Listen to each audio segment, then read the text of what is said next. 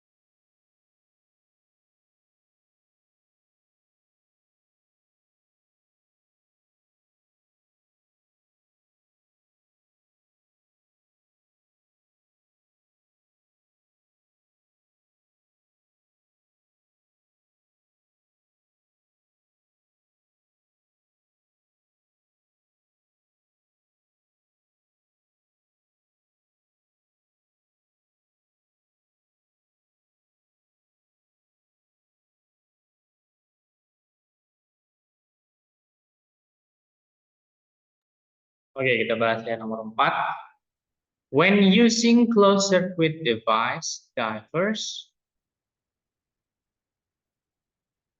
closed circuit device. Berarti ini kata kuncinya ada di sini ya.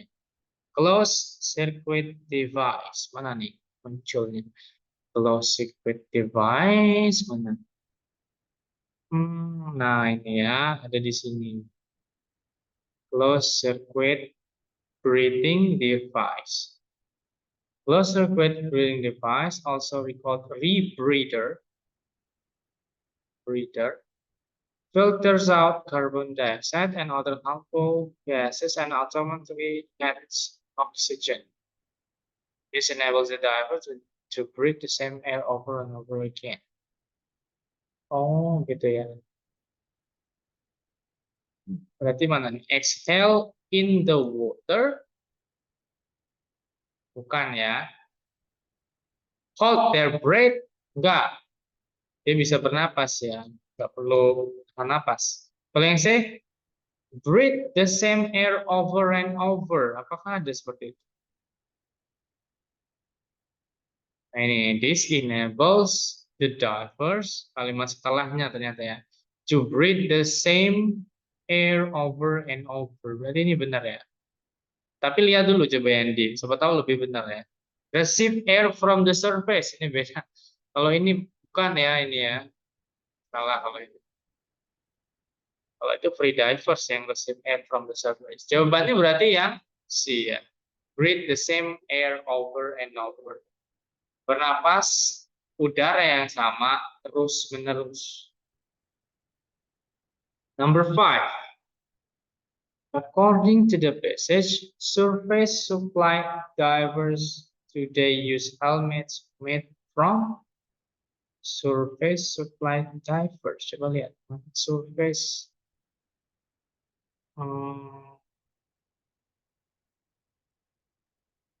scuba diver. Mana ya? Surface supply divers. But most use face masks under the surface without all their breath. Diver can use.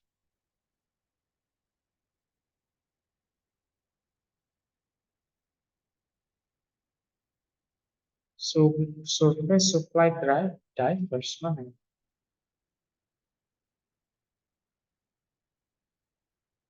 Surface supply diving. Nah ini ada lagi ya. In surface supply diving. Berarti ini ya. Divers wear helmets and waterproof canvas. Belum ada informasinya di sini ya. Today, sophisticated plastic helmet have replaced heavy copper helmet used in the past. Berarti plastic helmets ya. Karena kata kuncinya ada yang today, kemudian helmets ya. Jawabannya berarti yang C, plastic. Easy.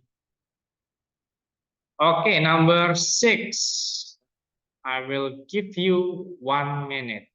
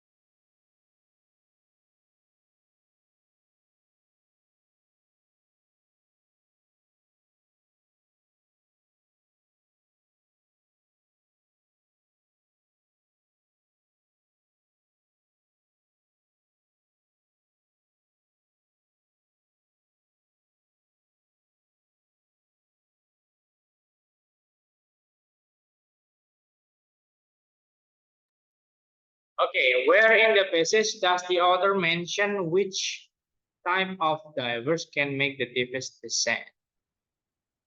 Mana ya? Deepest descent. Di sini. Kata deep itu adanya di mana? Deep. Deep adanya di descent, ada di sini ya. Descent ada nih di sini.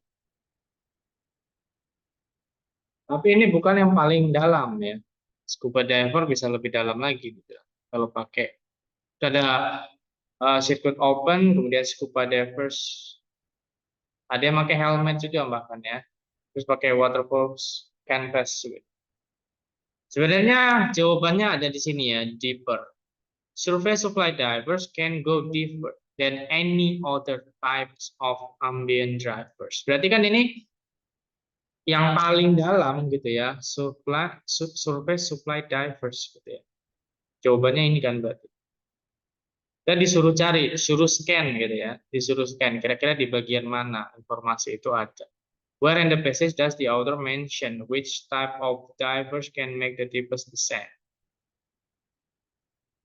Oh, mana nih? Ini berapa nih? Ini 10, 11, 12, 13, 14. Oh, berarti 14 sampai 15. Karena dia dari sini sampai sini ya. 14 sampai 15. Jawabannya yang D. Kok Kak Dio jawabnya B nih? Kenapa nih, Kak?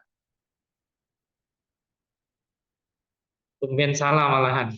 Ini yang mudah malah salah. Gimana nih? Biasanya sulit-sulit nggak salah loh.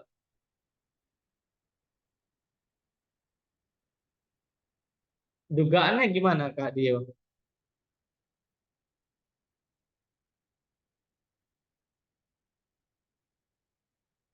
Siap, salah, Sir.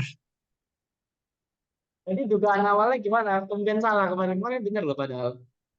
Eh, guys, Sir, karena ini sih, Sir, yang di line 5 kan membahas yang but some skill can go as deep as 100 feet. Oh iya. Terus ini ya, Cuman, dikiranya ini ya, scuba diving provides greater range than free diving gitu ya. ya, Oh iya, tapi belum nyampe sini gitu ya.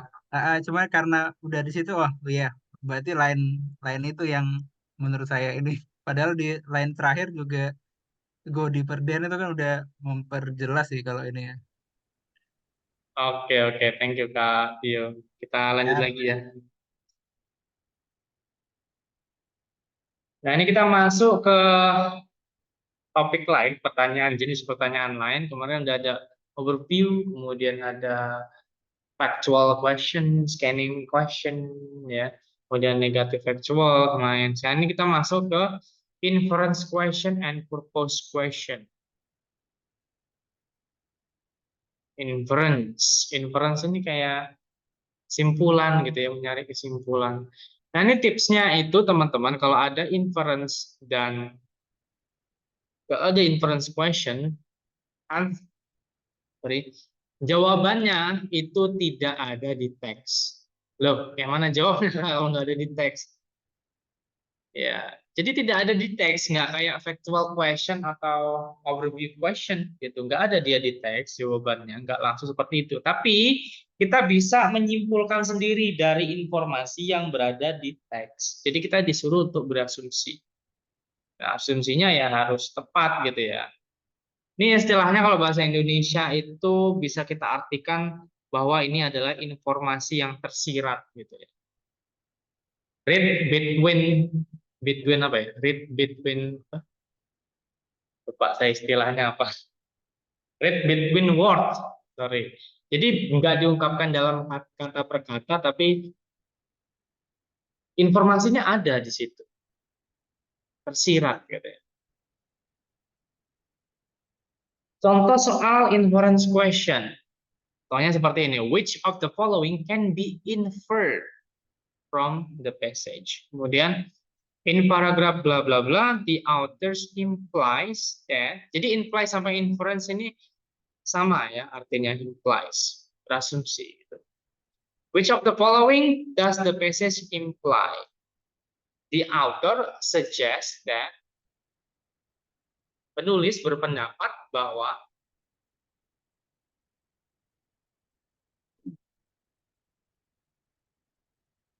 kemudian apa yang harus dilakukan apabila menemukan soal seperti itu. Pertama ya tentu baca dulu soalnya ya, jangan langsung lompat ke passage-nya gitu baca. Kemudian masih tetap kita disuruh cari keywords ya. Find specific keywords. Kemudian kita scan di bacaannya, kemudian baca kalimat yang mengandung keywords itu. Kalau belum ketemu, kita cari di kalimat yang sebelumnya atau yang sesudahnya. Gitu. Kalau belum ketemu lagi, cari lagi. Bisa jadi keywords yang teman-teman pilih itu muncul di beberapa bagian dari bacaan itu. Bisa 2 kali tadi ya. Kayak tadi kan kata deep tadi ada di bagian atas sama ada di bagian bawah. Nah tadi Kak Dio sempat terkecoh. Ternyata deep-nya itu nggak hanya di atas, ternyata di bawah itu malah merangkum keseluruhannya. Seperti itu. Kemudian try to predict. Nah kita coba kita baca dulu pilihan-pilihannya, baca pilihannya, kira-kira kita memprediksi ini benar nggak ini, apa kesimpulannya itu, ini kesimpulan yang bisa kita ambil nggak, informasinya sesuai nggak dengan apa yang sudah kita baca. Kalau masih kurang jelas gitu ya, kurang yakin gitu jawabannya itu kayak nggak obvious gitu ya, kayak kadang ada samar-samar, eliminasi aja yang paling salah itu yang mana. Kemudian apabila masih kelihatan ada yang udah kelihatan ya, ada yang benar tapi teman-teman belum yakin banget, itu akan lebih aman kalau teman-teman kira-kira ada nggak yang lebih benar gitu loh.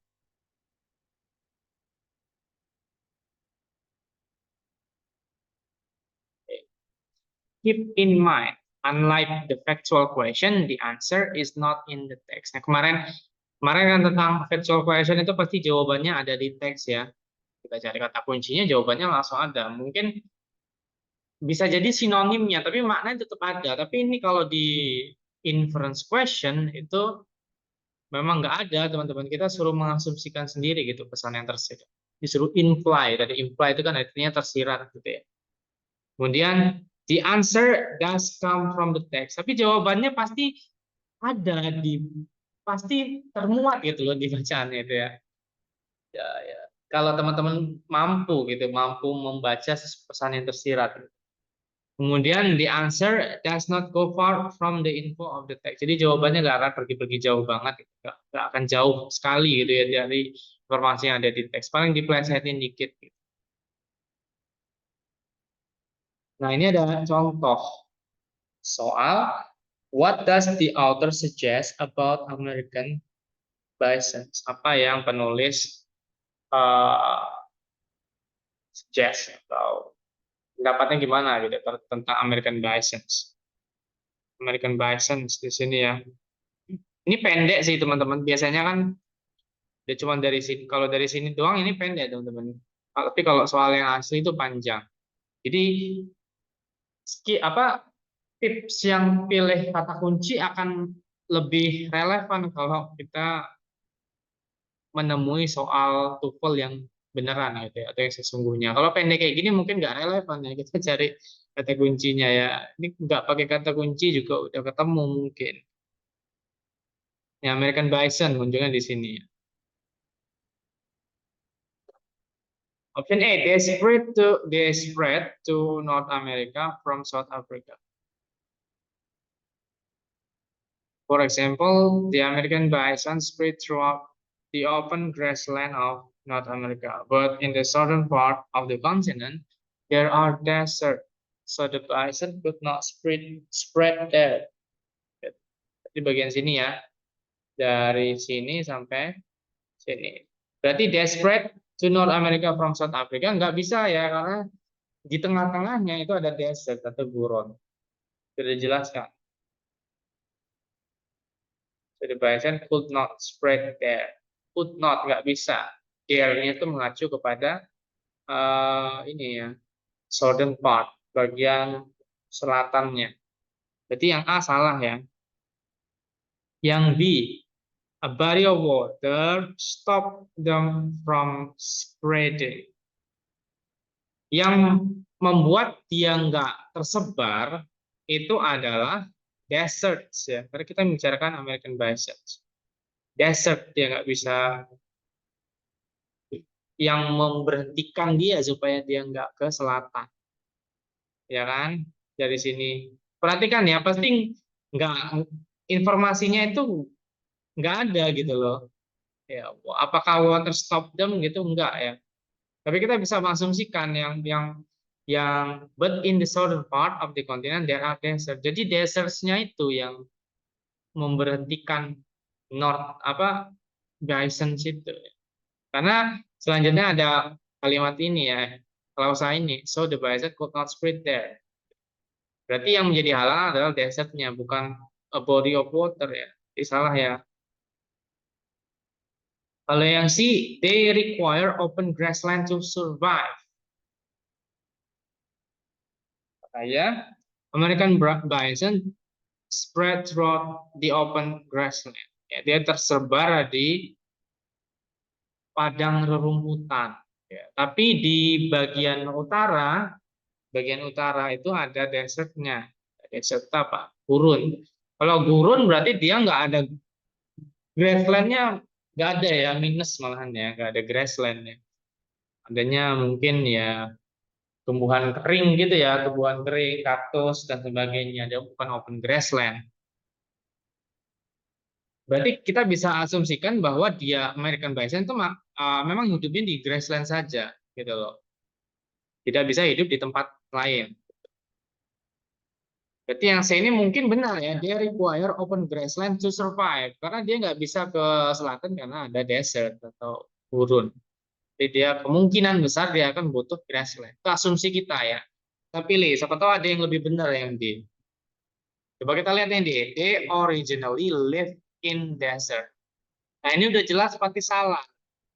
Oh, dia nggak bisa kok. The bison could not spread there. There-nya mengacu ke southern part. Nah, southern part-nya ini adalah desert atau gurun. Jelas yang D ini salah. Jawaban yang benar adalah yang C.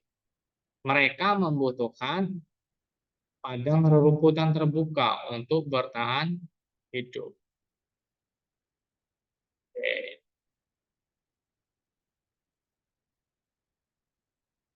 Ya.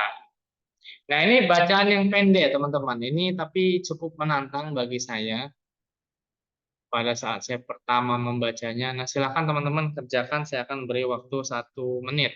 Ini pendek ya, silakan dikerjakan.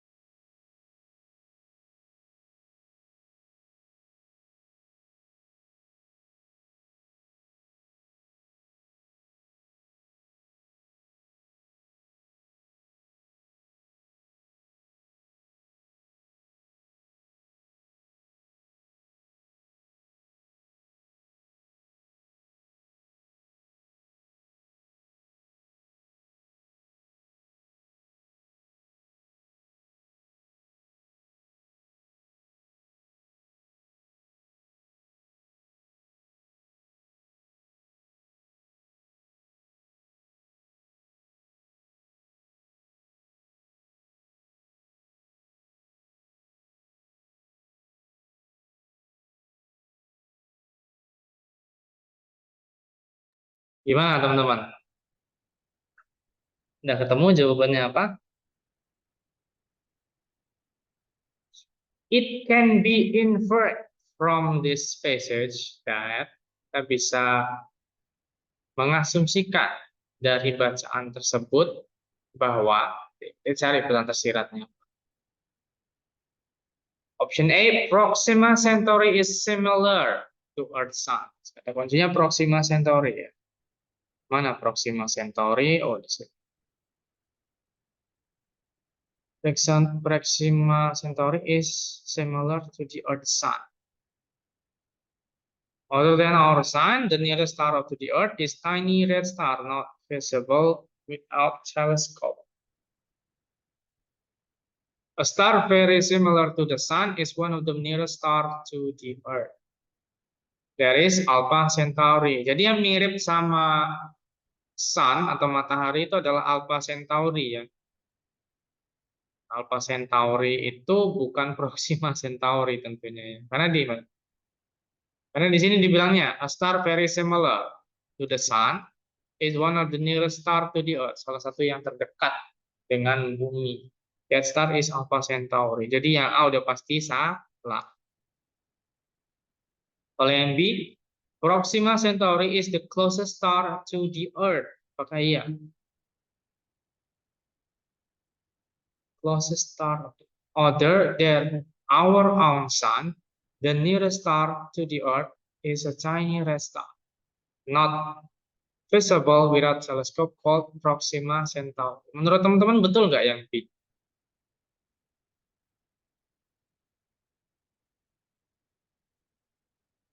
Ya, pendapat?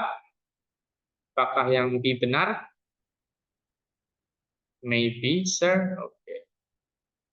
Memang ada kata-kata closest star ya di sini ya. Ini akan membantu sih sebenarnya. Closest star. Closest star itu sinonimnya adalah nearest ya. Closest kan dekat, yang paling dekat gitu ya. Tapi teman-teman, kalau teman-teman perhatikan di sini kalimat seutuhnya ya, ada di awal itu diawali dengan klausa yang ini, bukan klausa sih, dengan pembukaan lah ya. Other than our sun, selain dari matahari kita sendiri, the nearest star, bintang terdekat, berarti kan ini bintang terdekat dari Earth atau bumi adalah matahari ya. Di matahari itu bintang teman-teman. Karena di sini ada pernyataan other than our own sun. Our own sun. Dan the star is star. The nearest star to the Earth is tiny red star, not visible without telescope, called Proxima Centauri. Jadi Proxima Centauri bukan yang terdekat. Yang paling dekat adalah yang matahari. Yang paling dekat kedua setelah matahari ya adalah Proxima Centauri. Jadi yang bisa hanya perlu hati-hati ya. Kalau yang C, Alpha Centauri is invisible from the Earth. Apakah seperti itu Alpha Centauri? Star kata kuncinya sini berarti ya. Alpha Centauri to the Sun is the nearest star to the Earth. That star is Alpha Centauri, just 4.3 light years away. Nggak ada ungkapan dia itu nggak terlihat gitu ya dari bumi. Nggak ada invisible itu artinya tidak terlihat ya. Nggak ada pernyataan seperti itu. Yang ada pernyataan seperti itu adalah Proxima Centauri, not visible without telescope. Tapi kalau Alpha Centauri-nya nggak ada pernyataan itu ya. Ya kan? Berarti saya salah. Nah, kita lihat yang B. Tapi mungkin kalau yang D ini lebih salah lagi, mungkin bisa jadi yang C ini bisa jadi benar ya. Kita lihat yang D. Proxima Centauri is less than 4.3 light years away from the Earth. Ya, kata kuncinya sebenarnya ada di sini ya. 4.3 light years away itu mengacu kepada Alpha Centauri. Nah, kita tahu Alpha Centauri itu adalah one of the nearest star, salah satu bintang yang paling dekat. Salah satu bintang yang paling dekat berarti ada lagi yang nearest star-nya ada lagi. Kalau ada pernyataan one of the nearest star, ada yang lain gitu. Ya mungkin dia top 10 gitu lah ya, top 10 dan nearest star. Maybe it is just top 10. Tapi kan masih ada top 9, top 5 gitu ya. Proxima Centauri is less than 4. Proxima Centauri yang ini, Proxima Centauri itu adalah bintang yang nomor 2 terdekat dengan bumi gitu. Selain matahari gitu. Berarti Alpha Centauri ini bisa jadi nomor 3, bisa jadi nomor 4, nomor 5. Kita nggak tahu ya. Yang jelas dia bukan yang paling dekat apapun nomor 2 yang paling dekat dengan bumi. Gitu ya. Kalau Alpha Centauri aja jaraknya itu 4.3 light years away, otomatis yang lebih dekat dari bumi berarti lebih dekat dong ya. Ya kan lebih dekat dari 4.3 light years away. Berarti pernyataan ini benar. Proxima Centauri is less than 4.3 light years from the Earth. Karena Proxima Centauri lebih dekat daripada Alpha Centauri. Jawabannya yang D. Ya. Saya juga waktu awal mengerjakan dulu agak bingung ya, teman-teman. Nah, ini sekarang kita masuk ke purpose question. Oh ya, ada bagusnya teman-teman mungkin kalau ada yang mau ditanyakan ataupun ada ketidaksepakatan itu bisa disampaikan. Ada yang mau ditanyakan teman-teman sampai sini?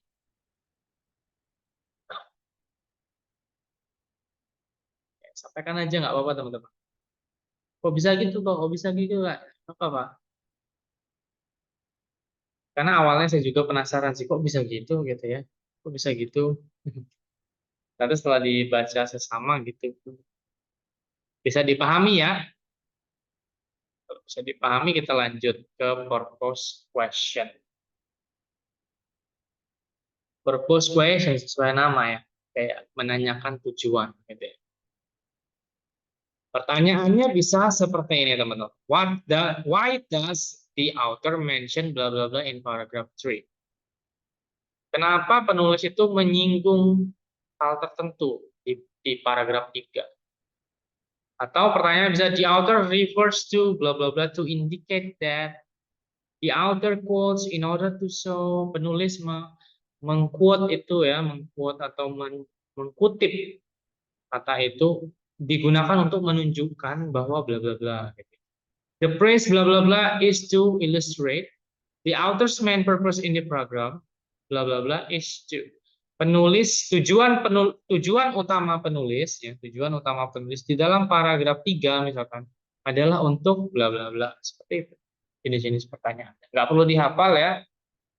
Saya rasa kalau teman-teman udah ada pelajaran basic English, bisa mengerti pertanyaan seperti ini. Nah, ini cuma heads up aja ya, supaya teman-teman bisa siap. Nggak perlu dihafal. What to do seperti biasa ya. Read the question, baca pertanyaannya dulu, kemudian find specific keywords. Temukan keywords-nya. Keywords-nya apa? Misalkan nanti ada pertanyaan seperti ini, what does the author mention erosion of apa gitu ya? What does the author mention smartphone in the paragraph D? Nah, itu bisa jadi keywords-nya ya, keywords-nya. Keywords kadang nggak hanya satu. Nanti bisa dipilihannya teman-teman bisa pilih keywords lagi buat teman-teman scan lagi di chat. Ya, makanya kita tahap ketiga, masuk ke tahap ketiga yaitu scan. Bacanya ingat ya teman-teman, scan cepat pada saat teman-teman mengerjakan soal TOEFL nanti. Pelatihan mungkin ya bisa kita tolerir ya, membutuhkan waktu banyak. Kemudian try to predict, coba prediksi kira-kira mana gitu ya jawabannya ya. Kemudian eliminasi jawaban yang kira-kira udah paling salah gitu. Seperti biasa ya, tipsnya masih sama terus ya kalau yang scan-scan seperti ini. Nah, ini ada soal. Ada soal. Why does the author mention the Amazon River? Kenapa penulis menyinggung Amazon River? Ini silakan teman-teman kerjakan, saya beri waktu 1 menit. Ya,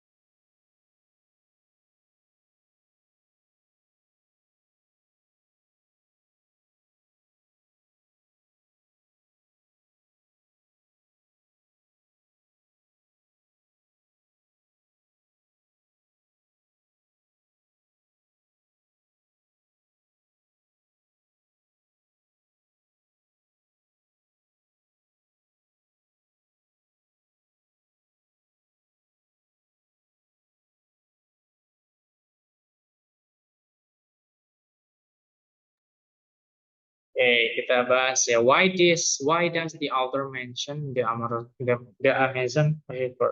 Kata kuncinya berarti Amazon River ya.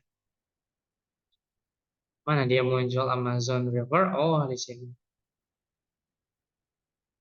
Brazil Amazon River serve as northern and southern boundary for many species of birds. They could really fly over the river, but they seldom do.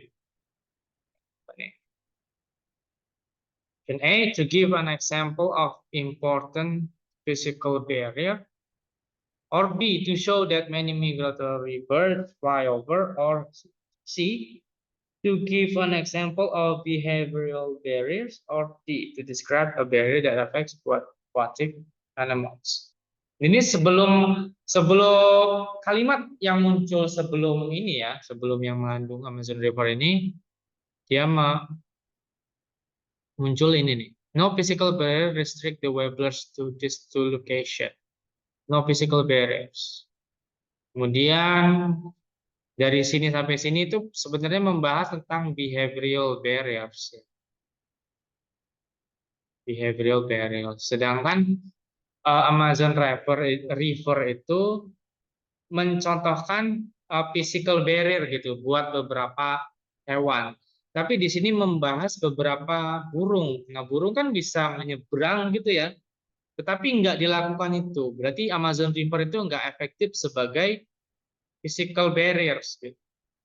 Ya, sebagai physical barriers aktif, tapi burung yang bisa nyebrang tetap tetap dia terbatas gitu. Nah, hal ini tuh terjadi karena ada namanya behavioral barriers. Dibilangnya seperti itu. Ternyata keseluruhan kalimat ini akan membantu konteks kalimat seluruhnya ya. Kadang kita harus gitu teman-teman, nggak bisa mengandalkan kayak satu kalimat sebelumnya, satu kalimat setelahnya. Kalau masih belum ketemu juga kita harus lebih luas lagi bacanya. Bisa jadi malah satu paragraf kita harus bacanya. Tapi harus tetap tetap ya, harus tetap kita bacanya scan saja, nggak usah terlalu fokus gitu. Ya fokus bagus ya. Maksudnya nggak usah terlalu dibaca benar-benar gitu ya, belum gitu ya. Ya yang utamakan yang mengandung tadi, yang mengandung kata kunci tadi ya. Apakah to give an example of important physical barrier? Enggak ya. Karena Amazon River itu memang physical barriers untuk hewan-hewan darat. Tapi untuk burung enggak, itu enggak efektif gitu. Mereka bisa bisa terbang secara bebas over the river atau di atas river, tapi jarang mereka melakukan. B, to show that migratory birds fly over. Enggak ya, tujuannya bukan itu. Kalau yang C, to give an example of behavioral barriers. Bisa jadi. Kalau D, to describe a barrier that affects aquatic animal. Enggak ya. Karena di sini dia mencontohkannya itu adalah burung yang nggak terbatas dengan Amazon River. Mereka bisa terbang, ya, tapi mereka nggak melakukannya karena behavioral barriers atau batasan kebiasaan. Jawabannya berarti yang C tentu ya. Oke.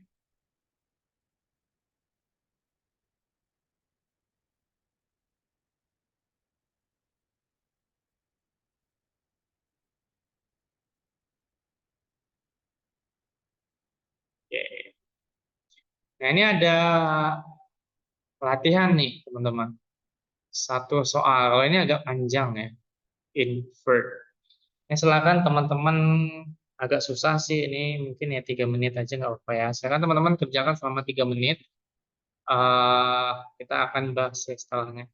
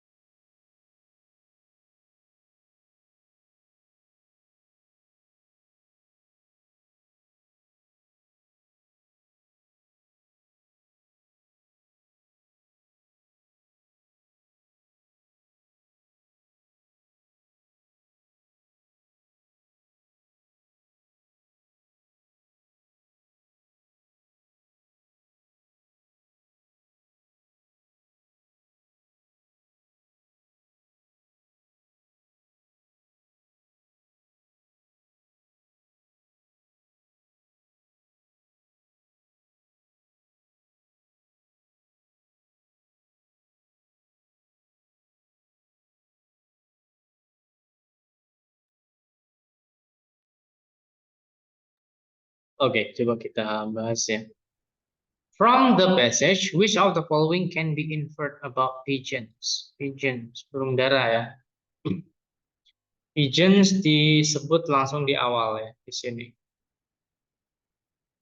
Selanjutnya disebut lagi di paragraf kedua, kemudian disebut lagi di sini, pigeons learn.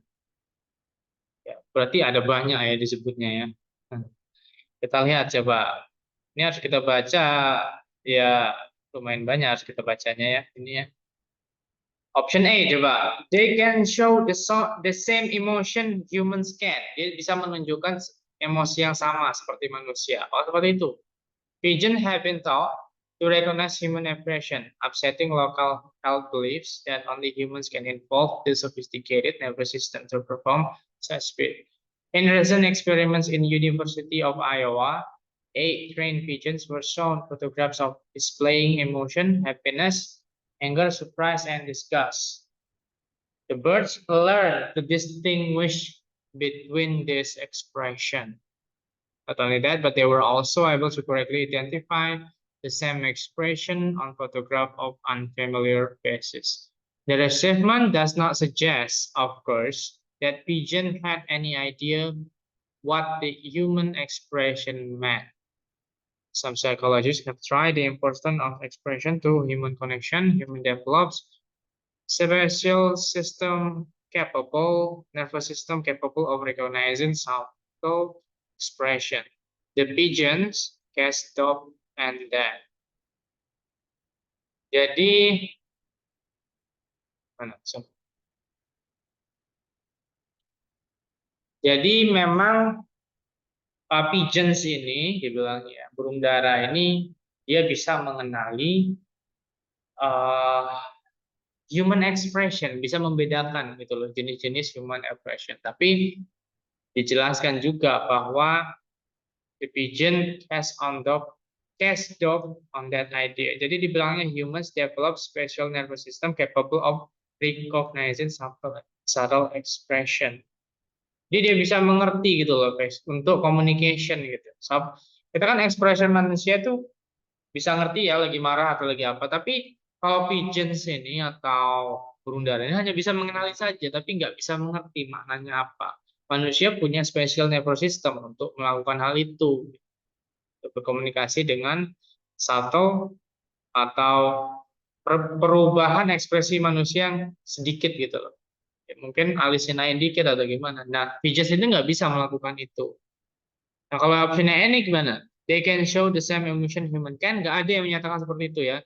Nggak ada yang menyatakan bahwa pigeons itu bisa menunjukkan emosi yang sama seperti manusia gitu. Nggak bisa, dia nggak ada yang mengungkapin itu ya, bahwa dia bisa ganti ekspresi dan sebagainya untuk menunjukkan dia marah, kecewa atau gimana. Nggak ada yang pasti salah ya. Kalau yang B, they can understand human emotion. Dia dapat mengerti uh, human emotion atau emosi yang manusia. Apakah dia bisa mengerti emosi manusia? Ini ada pernyataannya seperti ini ya. The pigeon cast doubt on that idea. The pigeon menunjukkan cast doubt itu kayak the pigeon itu uh, meragukan untuk hal itu tuh, gitu ya. Untuk ide itu sangat meragukan. Maknanya cast doubt gitu ya, menunjukkan ketidakyakinan untuk ide itu gitu. Kalau di bahasa Indonesia kan akan berubah, nggak bisa kata per kata. Kayak the pigeon itu nggak sesuai dengan ide itu gitu ya, nggak sesuai dengan pernyataan itu gitu ya. Berarti dia nggak bisa mengerti makna dari apa yang diekspresikan manusia gitu ya, facial expressionnya gitu. Dia bisa membedakan tapi nggak bisa mengerti apa maksudnya. Jadi yang B ini salah ya. Kalau yang C gimana? They can only identify the expression of people they are familiar with. Apakah iya? Apa dia hanya bisa mengidentifikasi expression dari orang yang hanya mereka kenali? Enggak ya, karena kita di sini disajikan informasi ini, unfamiliar faces. Not only that, but they were also able to correctly identify the same expression on photograph of unfamiliar faces. Berarti tidak hanya yang familiar atau yang mereka kenal saja, tapi muka-muka yang lain juga dia bisa mengidentifikasi ya ekspresinya. Ingat, mengidentifikasi bukan understand. Beda, kita mengidentifikasi dengan memahami beda ya. Berarti yang C juga salah. Yang D gimana? They have more sophisticated nervous system than was once thought. Mereka memiliki kecanggihan nervous system, mereka memiliki kecanggihan nervous system atau sistem saraf daripada yang kita dulu percayai. Jadi, ini di mana informasinya disajikan? Di sini teman-teman, upsetting long belief that only humans had evolved the sophisticated nervous system to perform such a feat. Nah, ini. Pigeons have been taught to recognize human expression. Upsetting itu kayak menggoncangkan gitu ya. Menggoncangkan atau melawan itu. Melawan kepercayaan yang lama, long held beliefs. Bahwa hanya manusia yang berkembang memiliki sistem syaraf yang canggih untuk berperforma atau menggunakan such a feat itu kemampuan itu. Berarti tadinya mereka nggak berpikir ya karena upsetting long belief gitu ya, long held beliefs ya. Tadinya nggak berpikir bahwa pigeons itu punya kemampuan itu. Berarti jawabannya adalah yang D ya. They have more sophisticated nervous system than was once thought. Was once thought itu artinya dulu dipercayai gitu loh. Jawabannya yang D. Sampai sini ada yang mau ditanya teman-teman? Atau ada pendapat lain?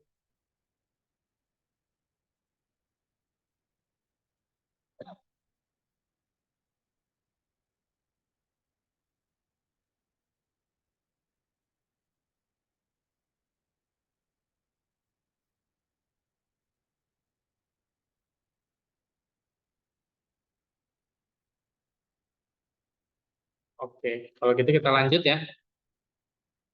Kayaknya ada soal lagi deh. Nah, ini ada soal lagi ya. The passage implies that at birth human babies bla bla bla. Berapa soal ya?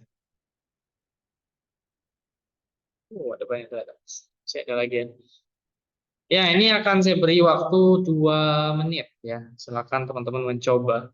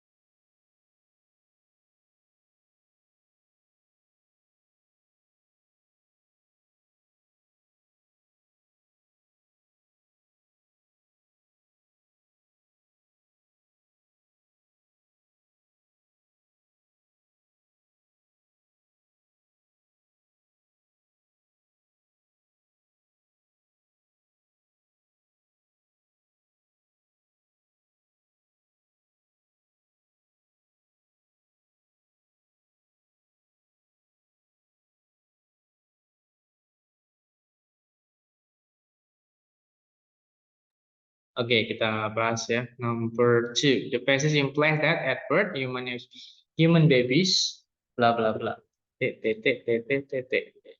Apakah A have nervous system capable of recognizing subtle expression? Ya, kuncinya ada di subtle expression ya. Muncul di mana nih subtle expression? Expression mana muncul? Facial expression sih muncul di sini ya, ada ya. Kemudian this expression juga ada. Subtle expression mana? Ini juga ada expression ya. Ada lagi expression ini ada juga ya. Ini juga expression. Pigeon habitat recognize human person and believe that only human had evolved sophisticated nervous system to perform such a feat. In a recent experiment in University of Iowa, 8 trained pigeons were shown photograph people displaying emotion of happiness, anger, surprise, and disgust. The bird learned to distinguish between this expression. Not only that, but they were also able to identify psychologists are expression. Oh, ini salah expression ada di sini ya. Berarti kita baca kalimatnya ya. Some psychologists have theorized that because of the importance of facial expression to human communication, humans develop special nervous system capable of recognizing subtle expression. Oh, subtle expression.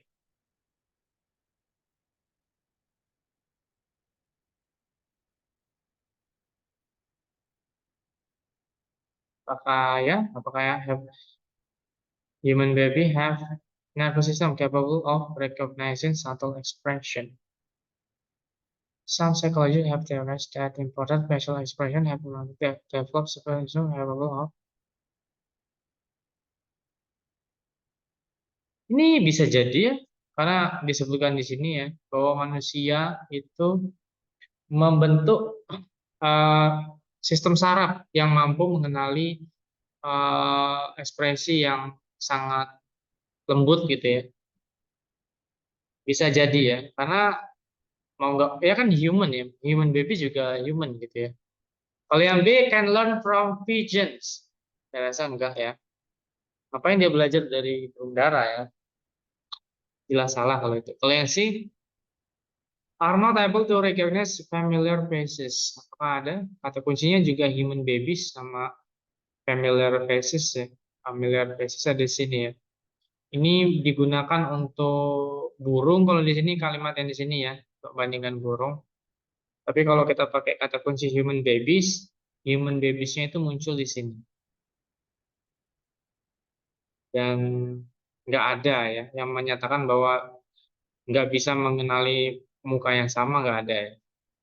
Nah kalau yang B gimana? May not be able to identify basic emotion through facial expression. May not be able to identify basic emotion through facial expression. Oh, yang D gimana? In fact, baca dulu coba ya paragraf yang mengandung itu. In fact, the ability to recognize expression of emotion is not necessarily innate, even in human babies, but may have to be learned in much the same way pigeon learn. In experiments conducted several years ago in the University of Iowa, it was found that pigeons organize images of things into the same logical category that humans do. Apakah seperti itu ya? Fact, the ability is not necessarily innate, even in human babies.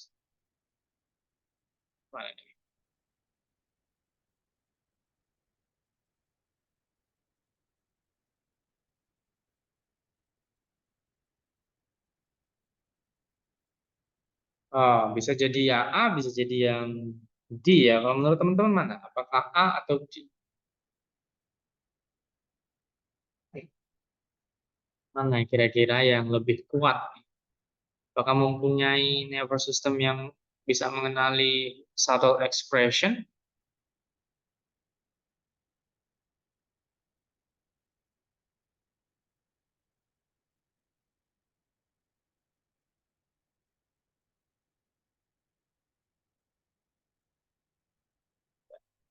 Tapi di sini dia menyebutkan bahwa itu humans ya, develop to special nervous system. Tapi dia bukan human babies. Dia nggak spesifik ke human babies. Human babies itu bayi manusia ya. Kalau bayi manusia itu dibilangnya bahwa dia itu in fact ability to recognize expression and emotion is not necessarily innate in human babies. Jadi eh, dibilangnya itu kemampuan untuk mengenali ekspresi muka, ekspresi muka dari emosi tersebut tidak not necessarily innate. Jadi nggak gimana ya? Innate itu gimana ya kalau bahasa Indonesianya? Saya buka kamus dulu coba. Innate itu kayak cocok kan gitu loh, innate. Atau terkandung di dalamnya gitu.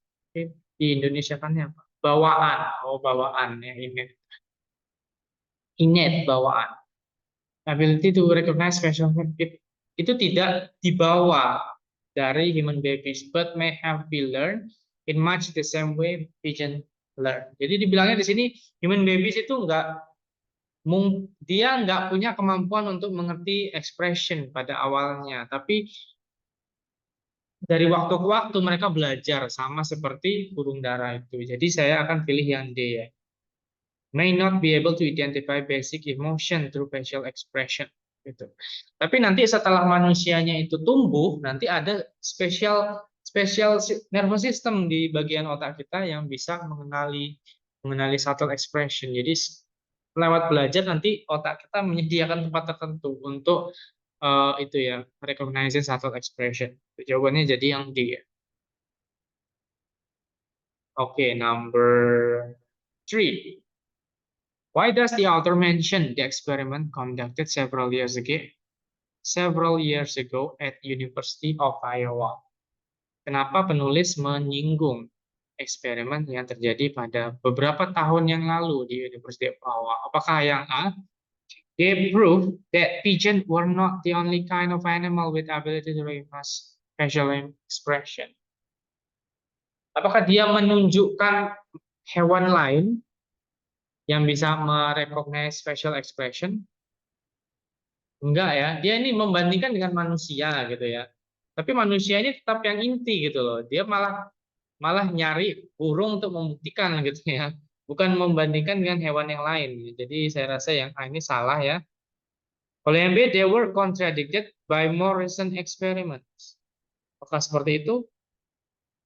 Ada recent experiments lagi? Saya rasa enggak ya. Bahkan di bagian akhirnya ini cocok dengan pernyataan Darwin gitu katanya. Who long ago about congenital or mental development from animals to humans. Jadi yang B ini akan saya pilih salah ya.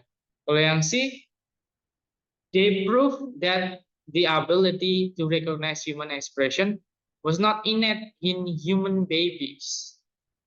Bisa jadi ya, human babies kata kuncinya di sini. In fact, the ability to recognize facial expression of emotion is not necessarily innate in human babies. Kalau yang D gimana? They shows the similarities between the mental organization of pigeon and that of a human. Mental organization katanya ya.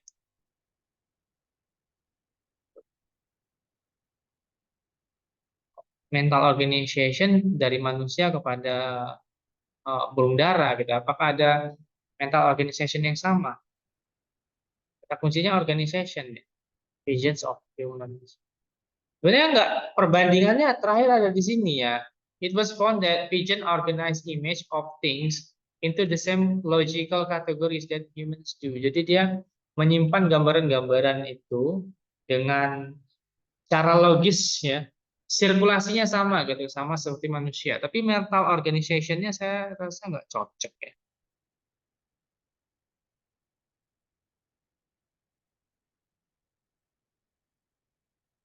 Ini saya nggak akan pilih yang D ya, saya akan pilih yang C. They prove that the ability to recognize human expression was not innate in human behavior. Karena dia disebut sini ya, in fact.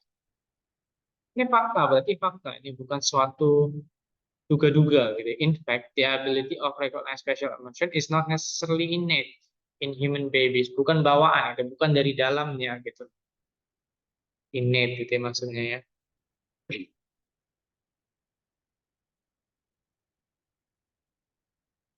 Jadi jawabannya yang C. Ada pendapat lain?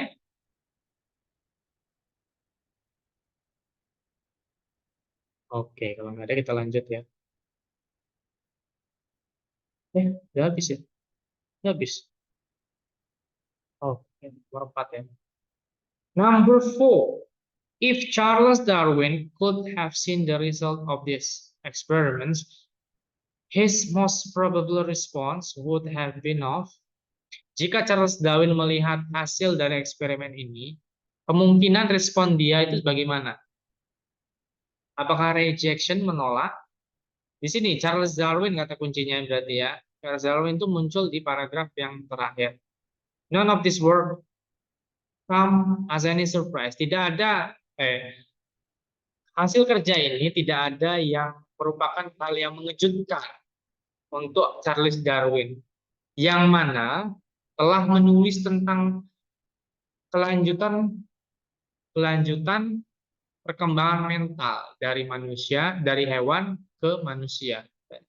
Berarti rejection itu nggak mungkin ya, nggak mungkin dia menolak. Dia bahkan sudah menulisnya dari zaman dulu gitu ya. None of this work, ya, tidak ada dari pekerjaan ini yang mungkin akan membuat dia terkejut gitu. Surprise nggak mungkin, ya. None of the ini langsung muncul di pernyataan dari sini sampai sini ya, nggak akan terkejut. Kalau yang saya agreement, mensetujui gitu, bisa jadi ya. Kalau yang D gimana? Amusement, terhibur gitu ya, kayak lucu gitu. Enggak ya. Jawaban yang benar itu adalah yang C, menyatakan persetujuan. Nah, sama gitu. Jadi dulu udah menulis itu mental development dari hewan ke manusia. Udah menyinggung tentang hal itu. Oke, teman-teman, apakah ada pertanyaan hari ini? Materinya kita untuk hari ini sampai sini dulu. Kalau ada pertanyaan, saya akan berikan waktu buat teman-teman bertanya.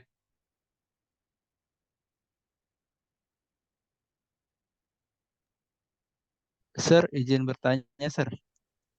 Oke, Sir, kalau di reading itu kan eh, misalnya ada beberapa kayak init tadi kan saya nggak begitu ngerti, Sir. Ada triknya nggak, Sir? Maksudnya biar kita tuh tetap nyambung dengan apa teks yang dimaksud tuh apa gitu, Sir?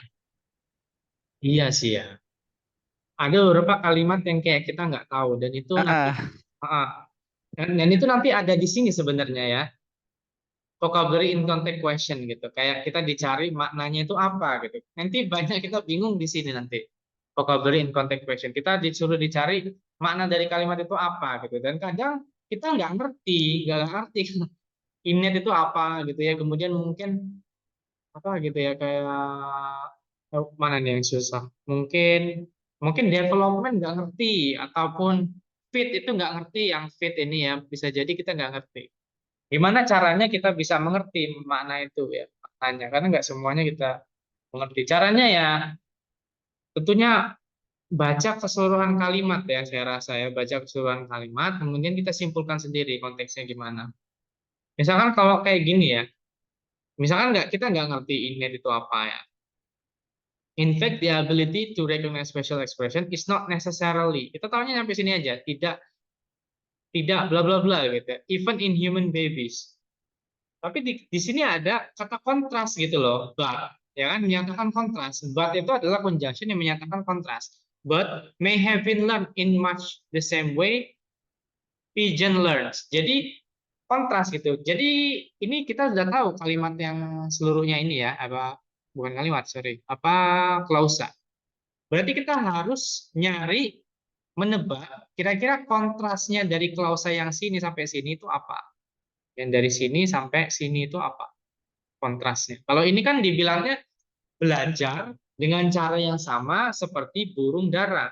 Kemudian di sini membandingkan dengan human babies. Gitu. In fact, the ability to recognize expression, emotion is not necessarily, but may have been learned in much way of pigeon learn. Pigeon learn tadi kan dengan cara pembelajaran gitu ya. Berarti kalau kita cari uh, kontrasnya ya, buat tadi ya kontras ya. Berarti kan bisa kayak sebaliknya gitu ya. Kalau yang ini belajar, pigeon learn tadi belajar, mempelajari, berarti yang ini bukan mempelajari, tapi kayak bawaan gitu ya. Kayak udah bawaannya dari bayi gitu kan. Mungkin gitu sih Kak membantunya. Cara-cara yang seperti itu. Harus paham konteks kalimatnya gitu. Walaupun mungkin ada satu kata yang nggak mengerti gitu ya. Tapi kita terbatas satu kata ya. Kalau banyak kata yang kita nggak ngerti, kita harus perbanyak ini ya. Perkuat usaha kita memperbanyak vocab. Tapi ada beberapa. Saya sampai hari ini juga beberapa kalimat itu saya nggak ngerti gitu. Karena memang bahasa berat gitu ya. Kayak bahasa-bahasa saintis gitu kan jarang ya saya baca ya. Mungkin nggak ngerti, tapi ketika saya baca keseluruhan kalimatnya, saya bisa bisa menebak gitu loh maknanya itu apa. Seperti itu Kak. Cara bisa membantu ya.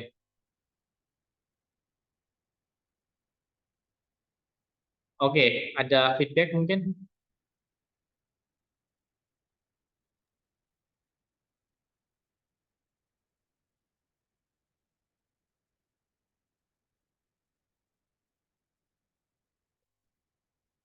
Oke, thank you Kak Dio. Kita sudahkan dulu ke pertemuannya untuk hari ini ya.